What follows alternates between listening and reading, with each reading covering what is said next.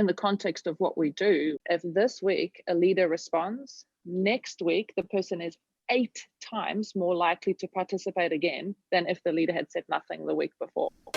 Don't conduct your analysis in isolation, because data is so incredibly powerful. Not defending just the tribe, but defending the organization. Those creative people that you really want to keep empowered, keep excited, keep motivated, keep thinking. A good experience pays dividends down the line. Stereotypes tend to break down in proximity. Welcome to We're Only Human, a podcast about human resources, business, technology, and the workplace. My name is Ben Eubanks, your host, and I'm so glad you're here.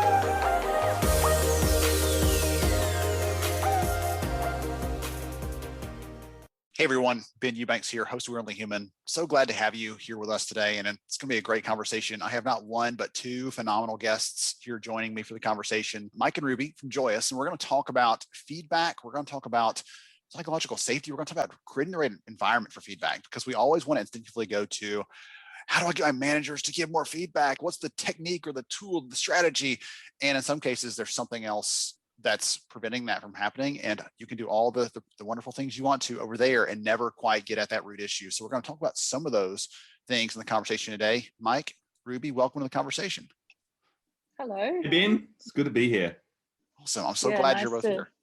Yeah, it's awesome to be on this talk today. It's my first podcast, I think, ever. All right. We'll make it excruciating for you, Ruby. Awesome.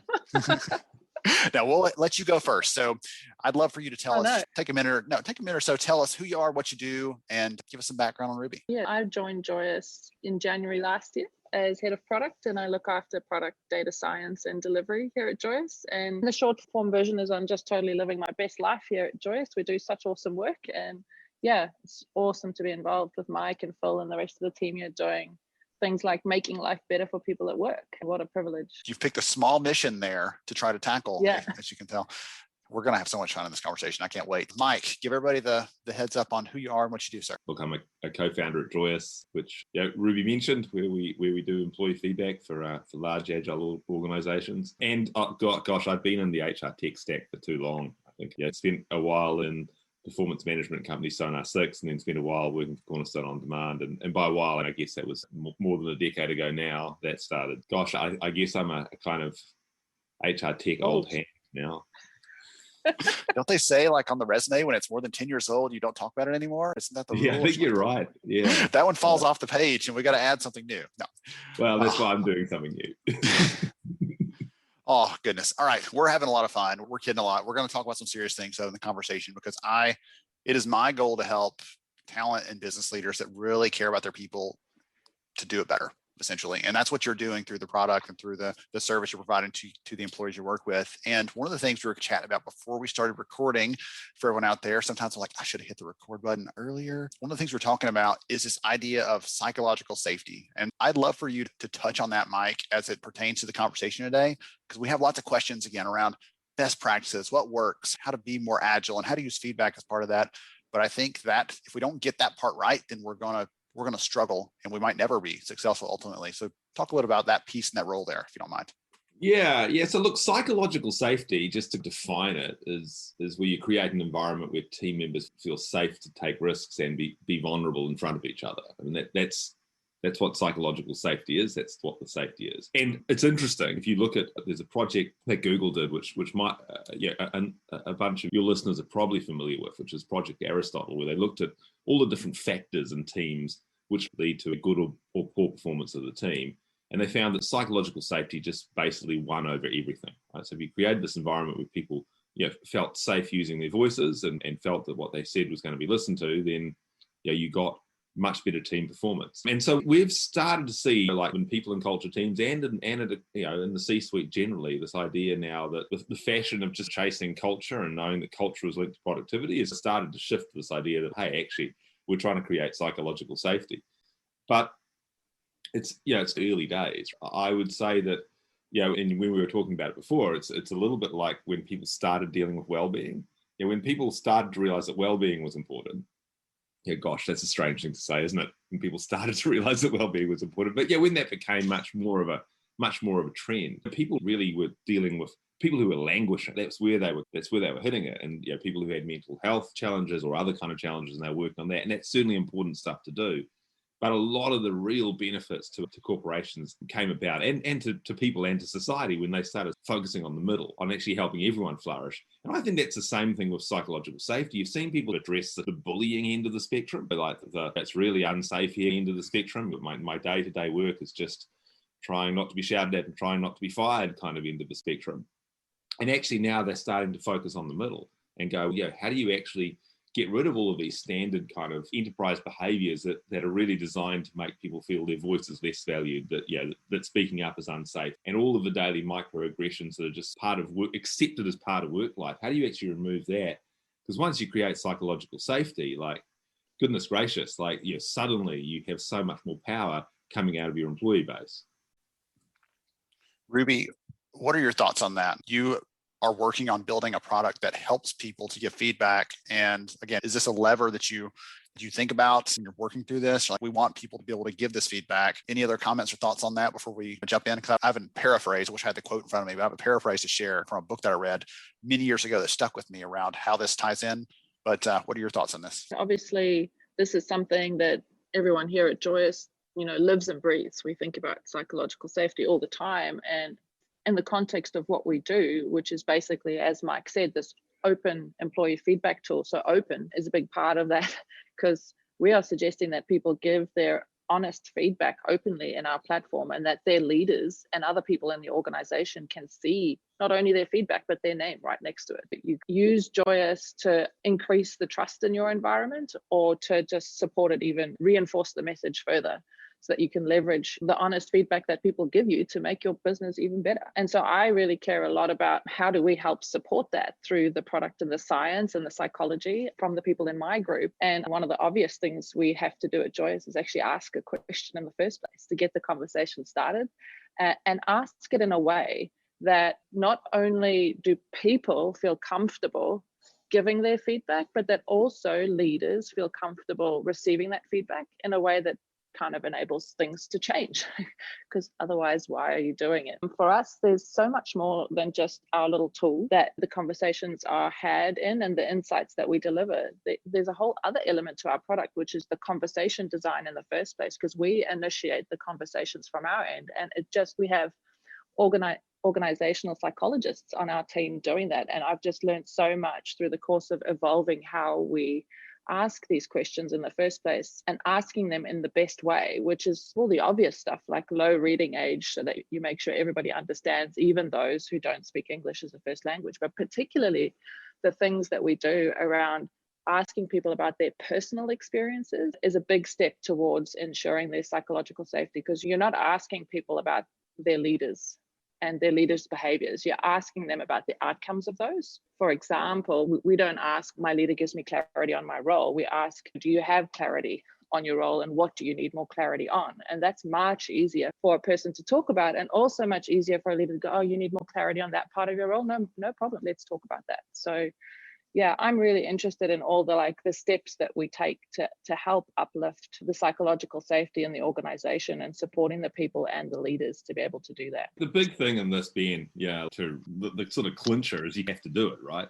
It's like this, if you only ever ask for feedback from your employees via an anonymous survey, right? Like, you only ever ask for feedback in secret. You just send this message loud and clear that, well, feedback is unsafe. And so no matter what you do in that environment, your employee feedback platform will just be reducing your psychological safety. And so if you want to take that on board, then that's what's going to happen. It's interesting because most people would assume, hey, I'm putting this in place so people feel free to share those things. But like you're saying, there's some stigma there. I only share it now because I have a place to do that where no one knows who I am. So I'll only share there, and it probably kills off some of the other ways you could be sharing feedback just through your daily work. You're like, no, I'll reserve it for that time where no one knows it's me, and I'll share it there. Which is, again, that's leading to subpar outcomes overall.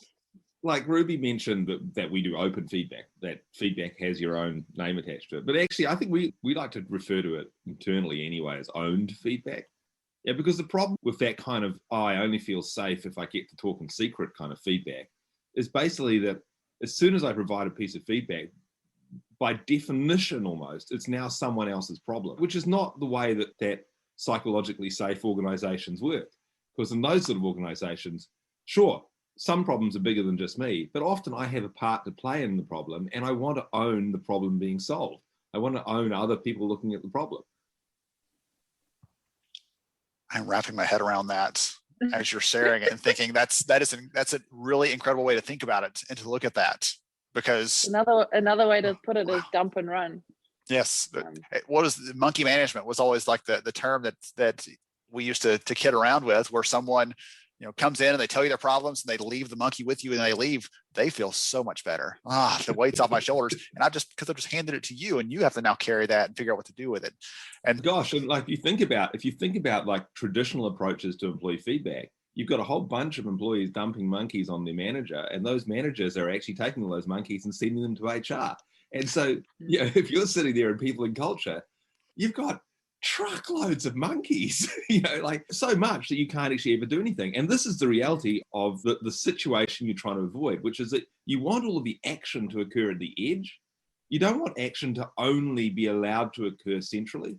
And that is, that's a feature of the modern enterprise, isn't it? It's a feature of the agile enterprise. It's this idea that like most action will occur at the edge of the organization, not occur centrally. So and Ruby has got some phenomenal research on this within Joyous about how actually most action takes place between employees and their leaders or employees and their squads, not, we've aggregated this up and now we've built a program.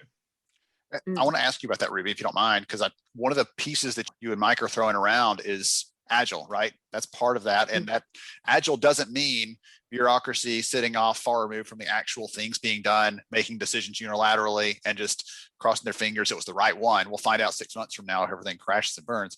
Agile is about, let's get the decisions closer and closer to the work getting done. Let's shorten the iterations. Talk about some of those things that you're seeing there, if you don't mind, because I think that's a really interesting way of looking at it. Yeah, someone called John Olson, who used to be a senior HR leader at Amazon, spent some time with me last year, and he asked me a really provocative question. He asked me, how do you measure change?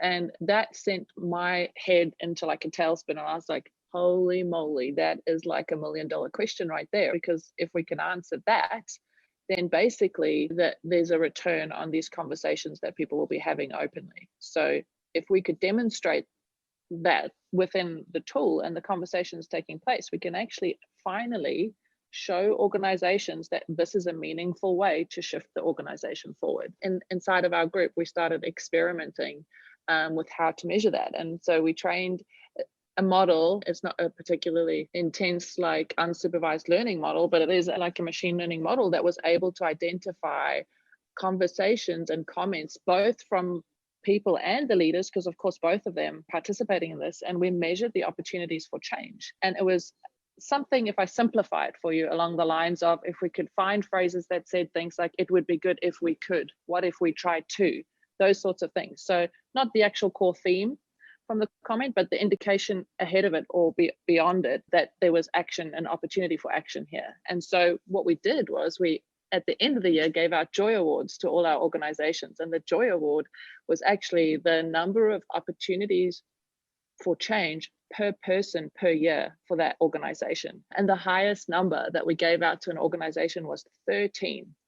And I just want to underscore that was 13 opportunities for change per person in that organization before any senior leader looked at any piece of insider report and did some macro action. That was just occurring instantly inside of the conversations. And on the lower end of the spectrum, we were seeing about 5. But that's still a phenomenal number of like opportunities for individuals to see or take part in a change in their organization without having to wait for permission or wait for some report and something to happen 2 months later that they eventually hear back, oh, maybe there was a fruit bowl put in the lunchroom. And this is like meaningful stuff happening like instantaneously. And that's just absolutely, from my perspective, game changing, like to actually see that happening inside of the organizations using Joyous. I love the way that like when people running data science teams like just downplay stuff. Yeah, so that's not a particularly sophisticated model. Just the algorithm. Yeah. Interesting opening. Had it laying around over there. Yeah. So that actually might answer this question, because I was going to ask you a question that was kind of related to that after you start talking about measuring impact and change and things like that. I was going to ask you, how do you measure impact with a client? And is it volume there? Is it, hey, this amount of feedback was surfaced and some of those things were acted upon? How are you helping them to see that this is worthwhile, because we are not just making this all visible when before maybe it was happening in some other random collection of systems that wasn't being surfaced. Talk about how you measure success. Like this was a great engagement. That client is happy because X happened. A couple of the things we're doing is what I've already explained to you. So we're measuring the opportunities for change, and inside of the reports that we give, we actually show the total volume of opportunities for change. We've experimented as well with then checking if the loop was closed and going, okay, the leader responded back positively, indicating that a change was likely to occur. But that is something we are still playing around with. And really it comes down to like, where does the responsibility lie? And is Joyous going to be the tool that acts as a monitor to see if leaders are doing things, or are we there to generate the opportunities for change? And certainly what we're looking at doing is helping to support leaders to facilitate, oh yeah, there was an opportunity here, I shouldn't forget about this one, so let me like keep track of that and ensure that I've actually gone ahead and done that change later on. That's probably more the space we want to play in, because as far as being a software company goes, we're really conscious that I always have this, that you can be the good guy or the bad guy, and the bad guy is all about bringing people into the tool and being this watchdog monitor for the organization, and the good guy is really the champion that supports the leaders and the people in the most like positive, authentic way. And so that's sort of, it's interesting. There's a lot of ethical decisions that we make as we progress the science inside of Joyous and what we're doing. The thing about this too, Ben, is like we're generating conversations, and then we've got an engine that kind of looks at those conversations. And I think that the first thing which we wanted to do was really train an engine to understand opportunities for change, because you want to shift the metric, the industry metric of feedback systems.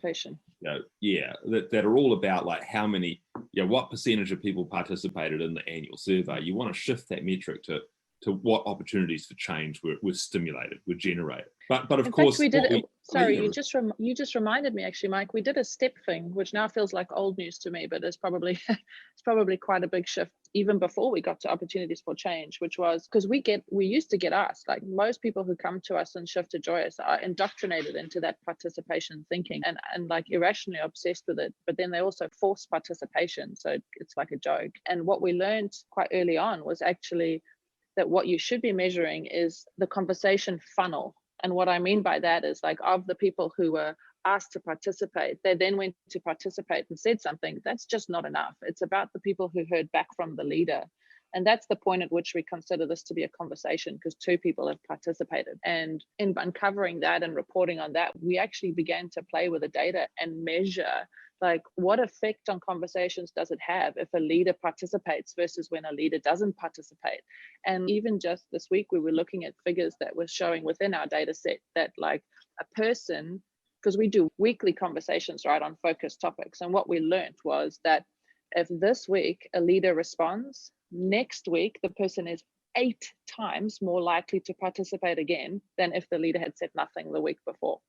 Isn't that amazing? So that's another thing we're doing that is really well established in our world now. And on top of that, then we're looking at opportunities for change. And I'm sorry I interrupted you so intensely, but now you can carry on with what you were trying to say. It was not that interesting, Ruby. I was just saying that we're looking at opportunities for change, but there's also, with open feedback, there's all sorts of other stuff which occurs, because I can also just provide encouragement. Like someone can say, I don't know, let's say you're asking a typical engagement question about, are you proud at working, here at this company?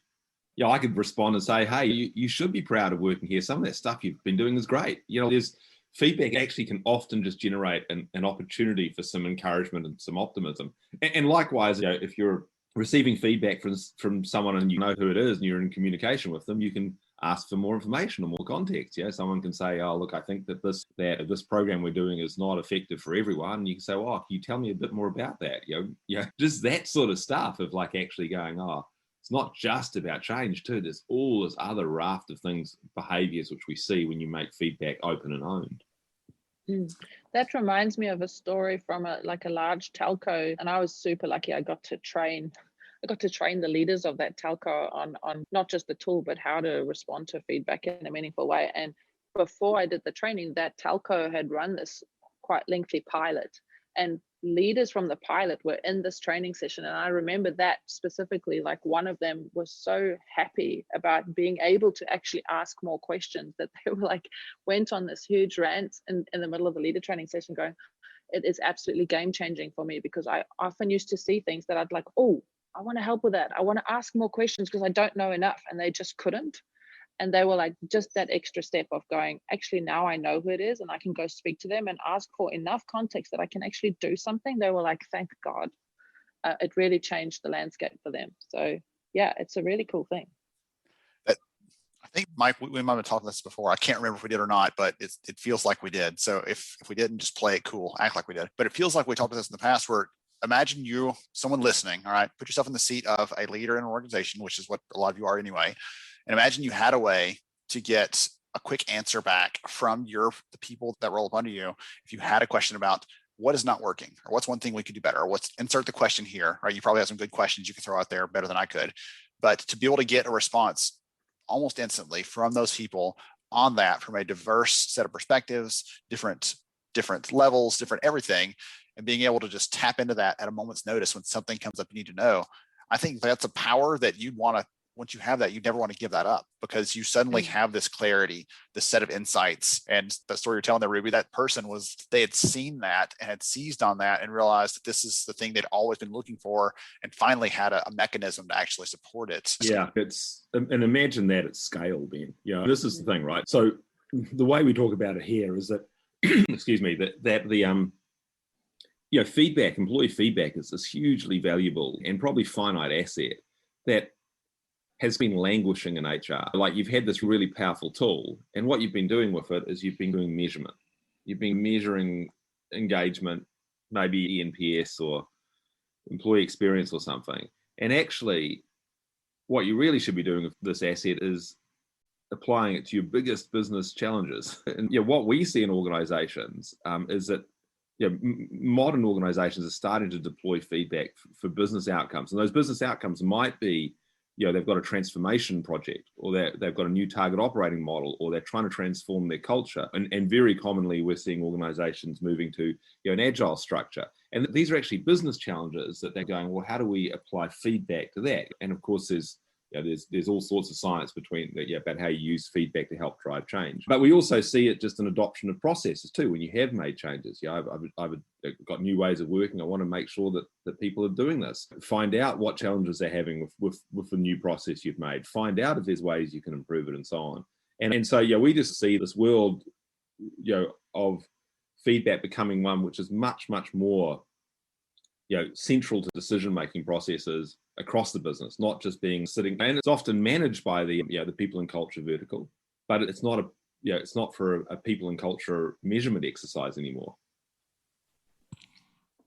Asking this around things, one of my favorite questions to ask when I'm talking about change is, what are the things that keep your CEO, your COO, right, your CTO, whoever the top leaders in your organization, what are the things that keep them up at night? What keep them awake? What worry them? Because you don't know the answers to that as a talent leader, and you're missing a chance to have an impact on those things they care about. And that's what you're talking about here. This isn't about, let's just push that engagement score up 1% more and suddenly we'll be there. But it's, hey, we're making this massive change. And if this is the forum, the way that we can understand how people feel about it and mitigate those issues before they become something full blown, well, heck yeah, absolutely, let's do that. In addition to all the other things you talked about earlier around, we should be doing this, or have we thought about this new or different or unique way of approaching this problem? There's definitely the opportunity for innovation in that. And one of the things I want you to talk about for a second is what does this experience look like? If I'm that employee working for that telco, what does that experience look like? Am I doing this on a computer, on a mobile? How am I telling those companies what things are popping in my head or responses to those questions? Because that's one of the things I was curious about the first time we talked about this. I want to make sure that's really clear for someone listening in how that actually happens, because I think that mechanic of it is an important piece too. That's a good question. And one of the things that I'm most impressed by, particularly when I started at Joyous, was the technology and the approach to how people respond. And Mike and Phil built Joyous for diverse workforces, right? Where diverse means that you're talking about remote people, often out in the field. They don't have an email, a company email address. They don't even have a computer. And the best thing about Joyous is it's a browser-based app. So there's no app to install from an app store on your phone. These don't have to go through email, although they can come through email to your desk workers, but it works just as well via SMS. So because you can send a question via SMS to someone who just gets directed to a browser, and incidentally, we know who they are through a token in that link. So there's not even a login step required. You don't have to worry about app updates, any of that. Like, one of my favorite quotes from one of our larger organizations is that the best thing about Joyous is it only takes a field worker 2 seconds to rate a rated statement and then 1 minute to answer a question in Joyous. So in terms of like ease of use, but also like just not hampering productivity of a really busy workforce, I reckon it's bloody genius.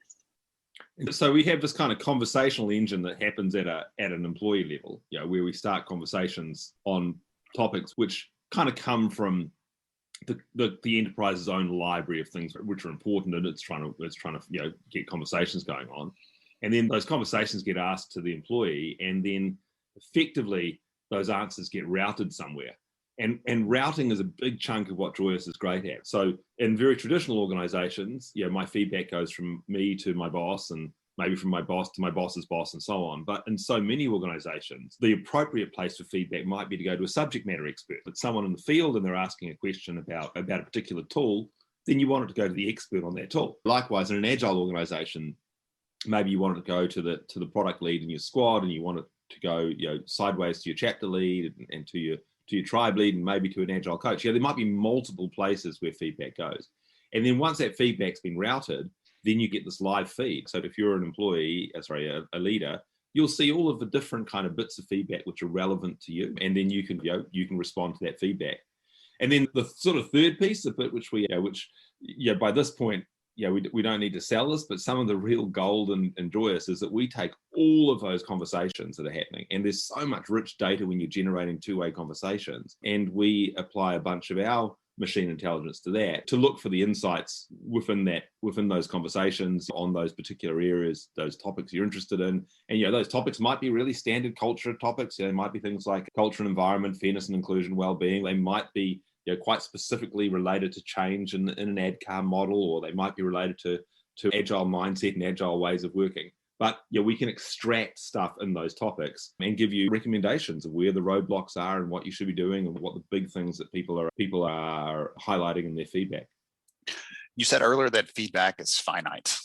It's a finite resource, and that might have just been an offhand comment, but it kind of stuck with me. And it feels, based on the way that I've seen it approached in organizations where I've led, in organizations where I've been an employee, like you said, it goes, if there's feedback that's flowing upward, it goes to that manager, maybe a step beyond that, and then it disappears. It's just gone. And so our chance to act is right then, or it never happens. And making it more surfaceable, if that's a word, right? Making these different pieces of feedback from different people more transparent, more clear, all those things. I was going to ask a question, and I'm trying to think even what the question was now, right? If its feedback is finite, then so far we haven't made good use of that resource. We've not had the tools to do that. And what I love about this, right, the routing piece excites me. The ability to do this quickly excites me, because when I think about someone that's doing this work at the end of the day, no one goes to work like, I can't wait to give some feedback today. That's the only reason I'm here. No, I've got a thing to do. And if it doesn't work, I want to tell someone so I can do it next time and it to work, right? It's about solving those, and even a little problem multiplied across a workforce can become a big problem and expensive one too. So I'm just excited about the different ways, different applications of this, in addition to all the people and culture kind of thing. Tell me about whether you feel appreciated, or what the example you gave earlier, those things have a place. But the things that really excite me are the ones that might have nothing to do at all with any of the stuff that we talk about on the HR kind of side day to day, because it ultimately solves some business problem that until now no one really knew was an issue until someone was able to surface it. Ben, we have in our largest clients, and so some of our largest clients have got maybe 50,000 people using Joyous, and so some big workforces there.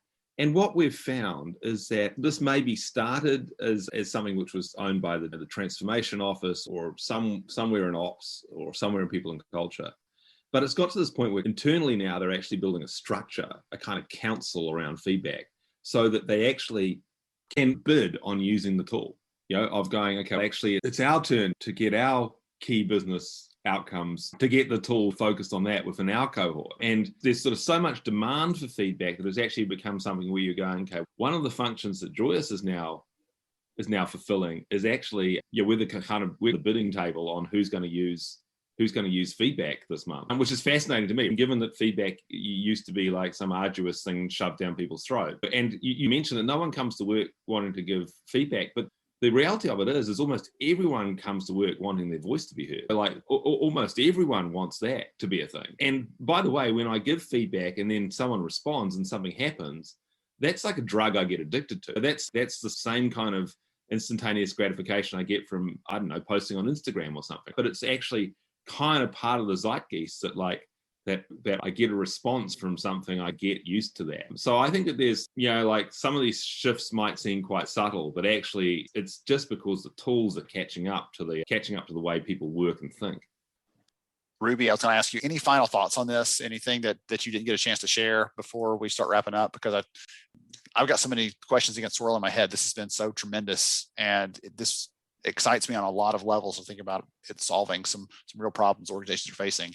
Anything that's top of mind for you before we wrap up? I think you just need to bring it back to psychological safety at the end of the day. If you're a senior leader in any department in an organization and you're one of the people walking around going, trust is an important thing in this organization for us, we want people to feel comfortable, then if you're not asking for open feedback on a regular basis where people are forced to self-reflect on their own experiences and provide that input and ideas back into the organization, what does it say about you as a leader, and what does it say about your organization if you're not doing that and you're doing anonymous surveys? Like, if you care about trust, you really need to think about what you're doing. That's what I think. I had teased it earlier and then never came back to it because we got down that conversation thread. But the book that I thought of, I read years ago, called The Respect Effects. And to paraphrase, he talks about this whole essence of psychological safety is when you come to work, if you are having to use some portion of your energy, your brain power, your focus to make sure your shields are up, then you're never able to fully devote and commit all that you have to offer to your actual work. And so you're always working at partial capacity and partial creativity and partial whatever it is, because you're having to do that. So psychological safety, when I hear you talk about that, it's about taking that away so you can, every single person can then come and be able to give everything they have. And you know what, like the cost of constantly filtering yourself, filtering the feedback you give so that it's like appropriate for the level of psychological safety in that organization. If it's low, it's bloody taxing, eh? So like an individual is like low as a result of that, let alone the outcomes of the organization. Yeah, absolutely.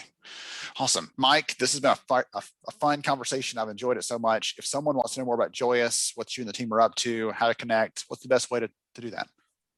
Look, just come to our website, joyoushq.com. You can see we've got a ton of content on there. If you go to our blog or our resources, there's actually just so much information from case studies and about the science and so on. And we've been at the forefront of really open sourcing everything we do. So even if you want to see the kind of conversation starters that we ask in different topics, whether it's around agile or around culture and so on, you can actually just find all that stuff, right? Our kind of view is that the kind of crazy black box of history around employee feedback has to finish. This idea that there's some kind of mysterious science and it's only known to a few is just BS. That actually, basically, we're just saying, hey, let's make as much of this information available as we can. Obviously, we hold on to a few things in our algorithms, but basically, you come to joyoushq.com and you can actually find out ton of stuff that'll just be helpful. That's the way we see it. Okay, excellent. I'm actually going to do you one better. I'll go and take a look before I post this. I'll take a look at that and find my favorite case study and get that one in the show notes too, in addition to just a link to Joyous, so people can see which one's my favorite, because I'd love for them to dig into that as well. So I appreciate both of you for joining me. It is early in your part of the world right now while we're recording this. And so I really appreciate you for hanging out, for sharing your insights. This has been tremendous. And it is my hope that everyone listening to this goes away with a different thinking around feedback. And again, some of the big takeaways here, right? The confidential, private feedback stuff reinforces the wrong kind of message long-term. We're telling them that's something that feedback is something to be hidden from or hidden away or something private. And I don't think that's the right way to go. So I think there's some good things in this discussion that really came out. So thank you both for hanging out with me. It's been great. Yeah, it's heaps of fun. Awesome. And Ruby, before we finish recording, first podcast, thumbs up, thumbs down. yeah, I can take it off my bucket list. I had a good time. Awesome. Wonderful. Thank you Thanks for having you me. both. Absolutely. To everybody else, thank you for hanging out with us on We're Only Human. I am Ben Eubanks, your host, and we will catch you next time.